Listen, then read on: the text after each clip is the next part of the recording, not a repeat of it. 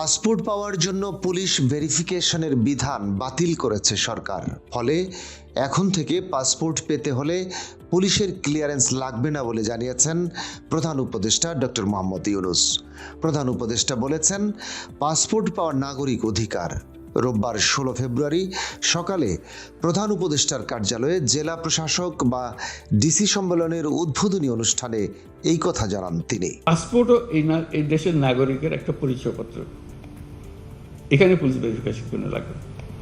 আমরা আইন করে দিয়েছি, এখন থেকে পুলিশ ভেরিফিকেশন লাগবে না। প্রধান উপদেষ্টা বলেন, পাসপোর্ট করতে পুলিশ ভেরিফিকেশন লাগবে কেন? নাগরিকদের অনেকগুলো অধিকারের মধ্যে এটাও একটি।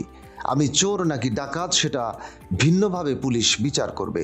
তিনি আরও বলেন, জন্ম সনদ ও জাতীয় পরিচয়পত্র তৈরি করতে পুলিশ ভেরিফিকেশনের প্রয়োজন হয়নি, আর পাসপোর্ট তৈরি করতে লাগবে। পাসপোর্টও এদেশের নাগরিকের পরিচয়পত্র, এখানে পুলিশ ভেরিফিকেশন কেন লাগবে? আমরা আইন করে দিয়েছি, এখন থেকে পুলিশ ভেরিফিকেশন লাগবে না। পাসপোর্ট তো আমার নাগরিক অধিকারের একটা অধিকার। আমি চোর না ডাকাত না কি সেটা ভিন্নভাবে পুলিশ আমার বিচার করবে, কিন্তু আমাকে যে জন্ম সনদ দিয়েছেন সেটাও কোনো পুলিশ ভেরিফিকেশন দিয়ে করেন।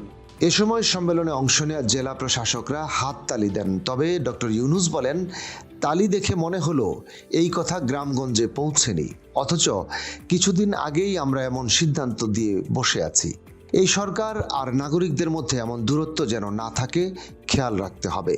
সম্মেলনে অধ্যাপক ইউনূস দেশের আইনশৃঙ্খলা পরিস্থিতি স্বাভাবিক রাখতে জেলা প্রশাসকদের সজাগ থাকার নির্দেশ দেন।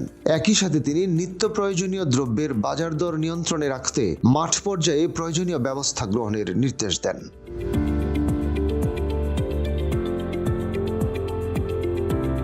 অন্যদিকে পুলিশ ভেরিফিকেশন বাতিলের বিষয়টি নিয়ে সামাজিক যোগাযোগ মাধ্যম ফেসবুকে পোস্ট করেছেন প্রধান উপদেষ্টার সিনিয়র সহকারী প্রেস সচিব ফয়েজ আহমেদ।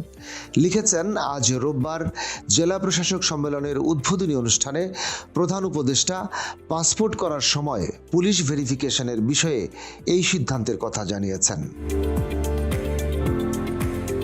মনিরুজ্জামান তুহিনের পাণ্ডুলিপি এবং সংগৃহীত তথ্যচিত্রে রশিদ কামাল, বাংলাবাজার পত্রিকা ডিজিটাল।